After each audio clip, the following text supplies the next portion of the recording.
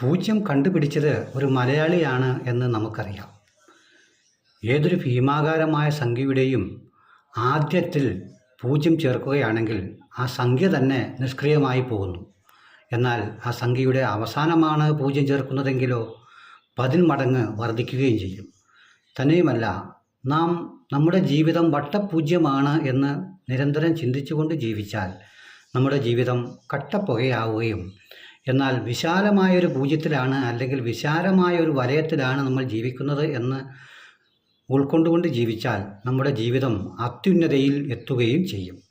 ഈ പൂജ്യത്തിൻ്റെ ഒരു പ്രത്യേകതയെ, പൂജ്യം തുടങ്ങുന്നത് തന്നെ ഒരു ബിന്ദുവിൽ നിന്നാണ് എന്ന് നാം തിരിച്ചറിയണം. പൂജ്യത്തെ അത്ര നിസ്സാരമായി കാണാൻ നാം തയ്യാറാകരുത്. കാരണം പൂജ്യം അതൊരു വിശാലമായ ലോകമാണ്.